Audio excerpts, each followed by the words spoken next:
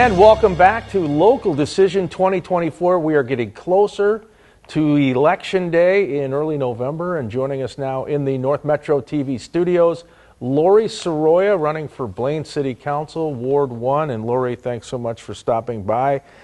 You've been on the council now for a couple of years, so we'll start out by asking you to tell the viewers about yourself and why you want to continue being on the council.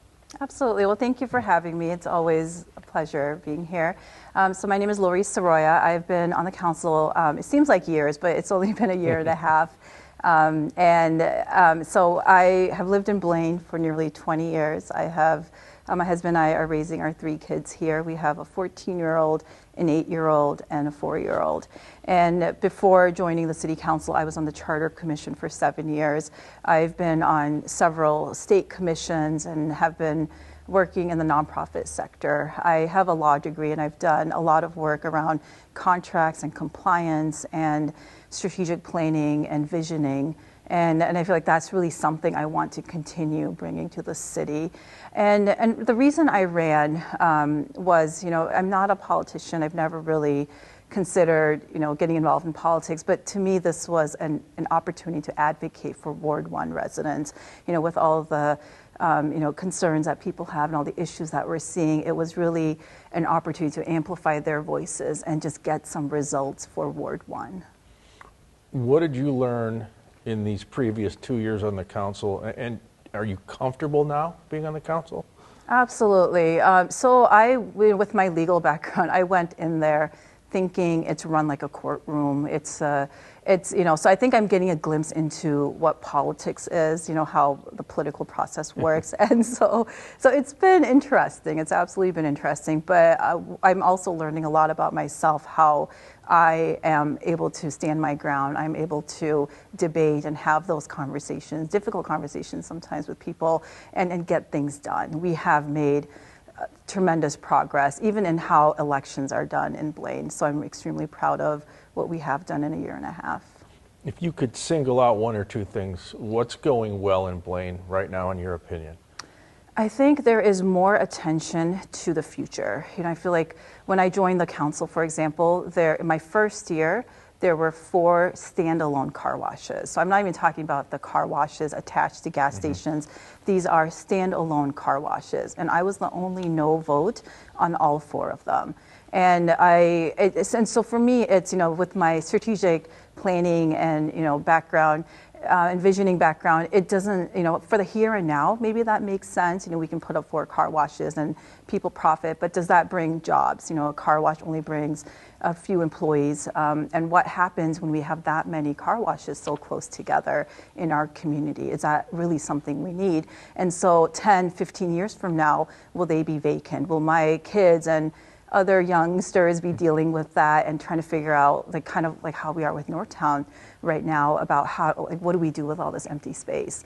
And so that's the long-term strategic planning that I have really been focused on and bringing to the council. What do you want to see get better in Blaine? What do you want to improve?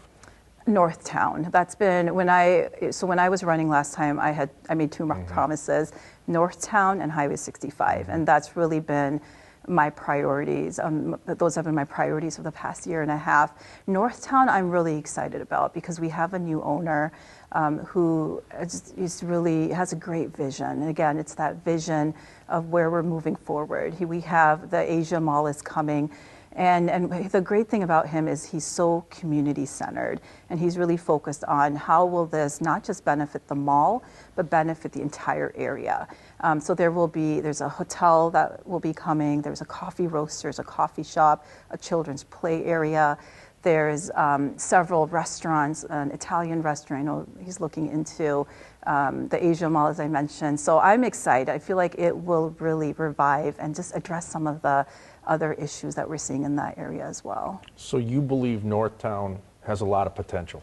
Absolutely. I think it did at one point. Like I said, I've been here 20 years. And when I first moved here, there were some nice stores. It was safe. There were, my husband and I were newlyweds, and we would go there on Friday nights and just, spend time there. And it was full. And I think we can get that back. I think there's a different concept of what a mall looks like now when people are doing online shopping and, but having a friendly family-friendly space, and just really thinking outside the box. Like, what does Blaine need? A lot of people I've talked to want a community center. A lot of people I've talked to are talking about, like, we don't have a water park, or a community swimming pool. So is that something, we can work with a hotel, bring in something nice, like an indoor water park. So I think there's a lot of potential for that entire area.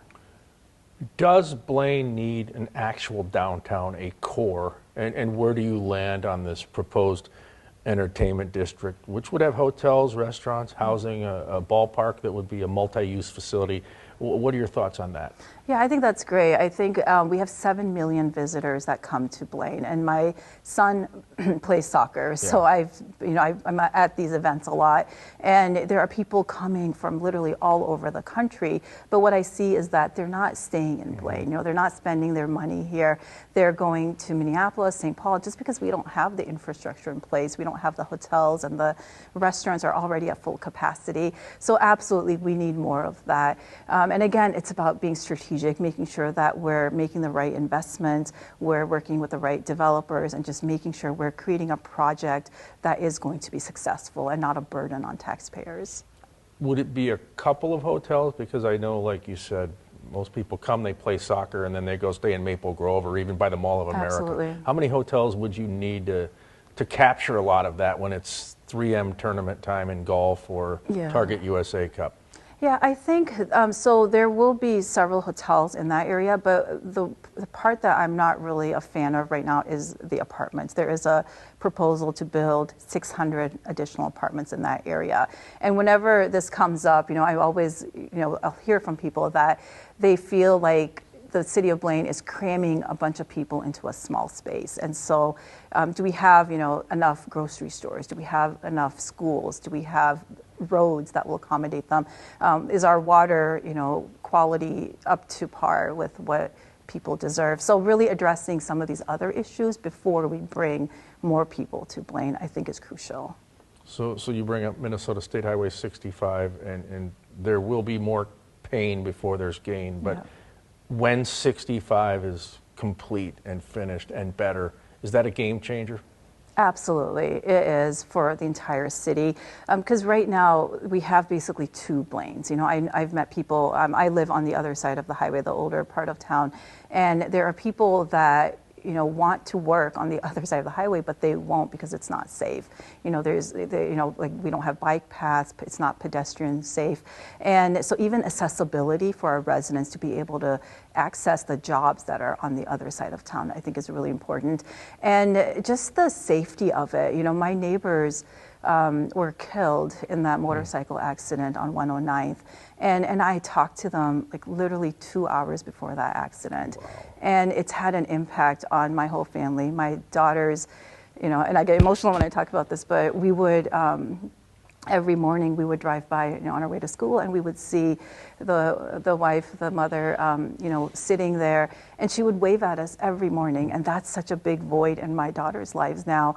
And so these accidents are having such a big impact on people. Everybody I know knows somebody who has been in an accident, has been in a close call, someone has died. It should have happened 20 years ago. It really bothers me that we didn't do enough to prevent some of these deaths. And I'm hopeful we can build some kind of a memorial or do something with all the tragedies that have happened there and really honor the people who have died on that highway. Yeah, a lot of tragic losses, needless in Absolutely. so many ways.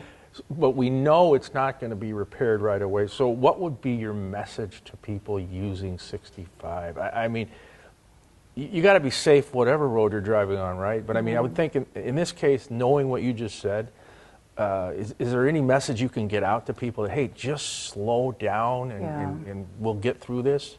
Yeah, I think just patience. I know it's difficult. Like I said, I live on the other side, and I take my son to the National Sports Center on a regular basis. And if we miss that red light, or if there's an ambulance that goes by, I mean, we're sitting there at least 10, 15 minutes, and sometimes longer. I've sat there like 20, 25 minutes with several ambulances and police cars going by, but it'll get better. I think that's really the message, that we'll have the frontage road, so behind the pool store, behind Mrs. B's dolls, those will be connected.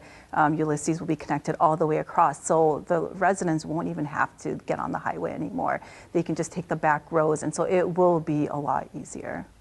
All right, the 2025 budget initial estimates are showing a 15 to 17% levy increase. I know the council recently did pass a preliminary 17% budget increase. So last year, same thing, similar numbers. Is this necessary, or is it something that maybe you'd like to see come down? Absolutely. I voted against it. I voted against the preliminary budget because I think people are already struggling. It's a huge burden on people. And I think the part that I don't really agree with is the salary increases. And I was the only council member that voted against a salary increase for the city manager because I think there are ways to trim and reduce funding. You know, we're looking at salaries compared to big cities like Edina or Woodbury or Minnetonka, but unfortunately we're not there yet. Maybe after the Highway 65 project is completed, after Northtown is completed, after we're providing some of those same services and like level of services and quality of services, we'll get to that point.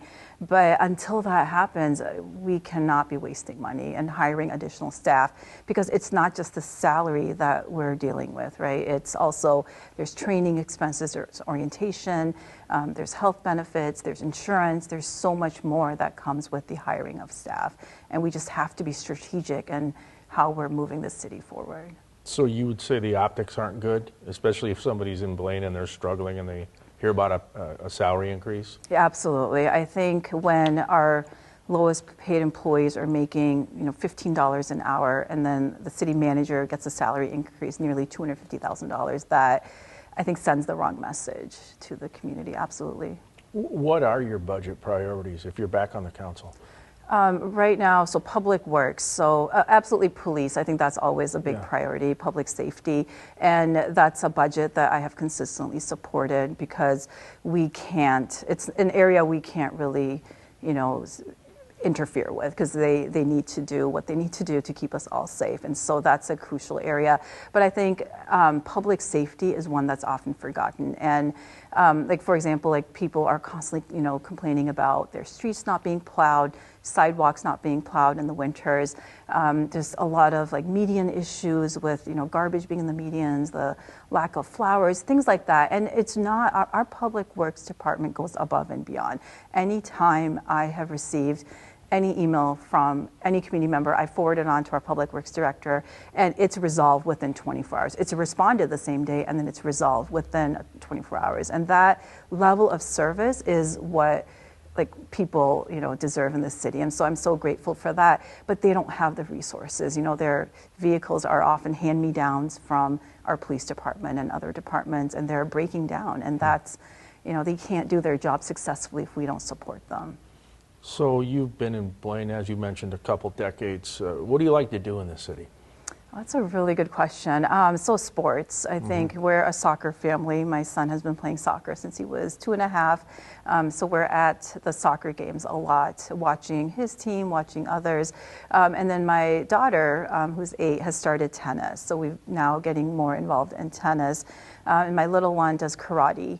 And so we're kind of all over the place with sports. And swimming, she's a swimmer as well. And so I think it's great that we have so many opportunities. Blaine is really a sports destination city.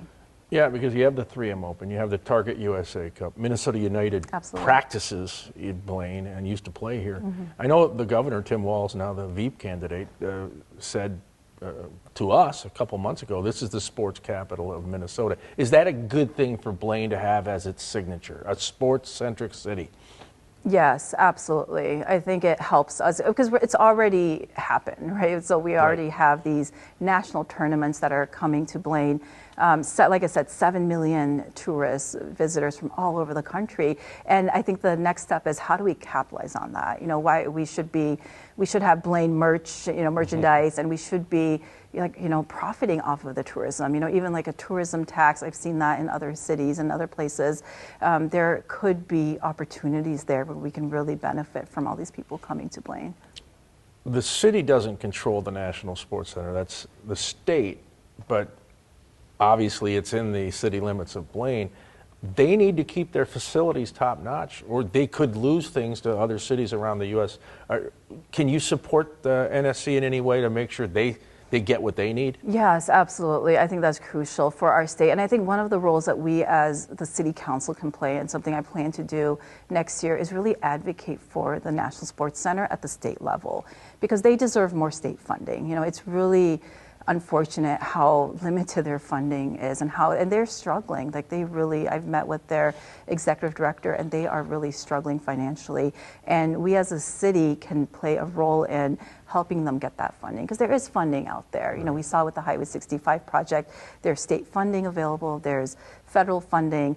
So it doesn't always have to be taxpayers and like the local residents that have to pay for things. It can, there are grants, there are other ways to get the money. Anything specifically you want to focus on if you're back on the council? I think I'll continue working on Northtown. That's going to be, I'm going to see it through. I also want to really improve communication. These past, past year and a half, I've really focused on seeking more transparency. I'm often the one that's asking the hard questions and trying to, just give answers to the residents that they're asking me, and kind of really amplifying their voice. So I think we've done a good job of really, talking with residents. For example, there's a property that the city owns next to Chuck E. Cheese. It used to be Frank's Nursery, and it's been vacant for many years. It's been a problem area for many years. And we held a meeting with the neighborhood to talk about, okay, what ideas do you have? When I joined the council, the idea that the city had was to build an apartment building there. And in talking with the residents, that's not something they wanted. And I've seen the impact that this has on in other areas where I went to, one man's backyard, and there's an apartment building directly behind him, and I look up, there's literally 12 balconies overlooking his home, his single family home. And that to me is not right.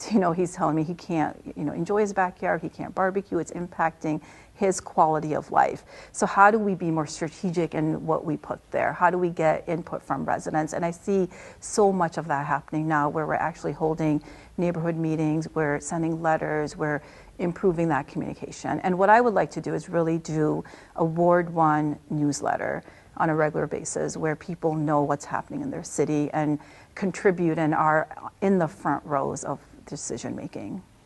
All right, before we wrap up, tell the viewers why they should vote for you. I think, like I said, I'm not a politician. I am someone who's really an advocate. I got into this because I want to see a future that is successful for all residents in Blaine.